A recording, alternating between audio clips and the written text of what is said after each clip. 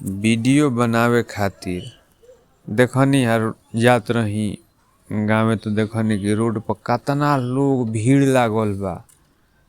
ओहनी कि रोड पर भीड़ लगावला से बढ़िया बा कि घर ही में वीडियो जन हम लौका वाला वीडियो देखले नहीं तले फैन लौका तैयार हो गइल बा।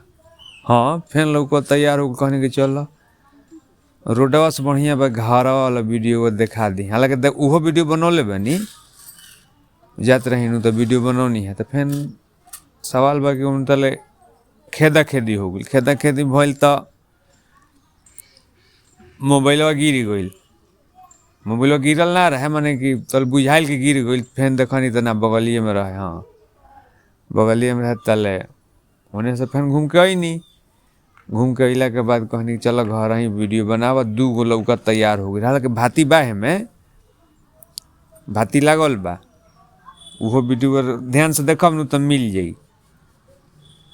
ओने देखे 2-3 तरह के वीडियो बा। 2-3 तरह नहीं 4-5 गो। हाँ 4-5 गो बा वीडियो।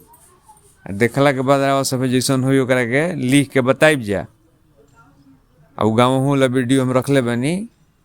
गाँव वाला वीडियो हम देखाइब। वीडियो के प्यार दी जा जैसा और सब वीडियो के प्यार देव तनी प्रयास तो यह करते हैं कि जितना अच्छा से अच्छा वीडियो बनाई और के देखाई। हम वीडियो देखी और देखला के बाद बढ़िया लगी ओकरा के लिख दी। हाँ लिख दी और वीडियो हम भेजा तनी।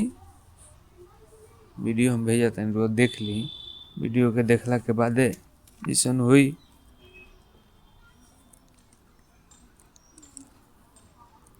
बताई रहो सब है।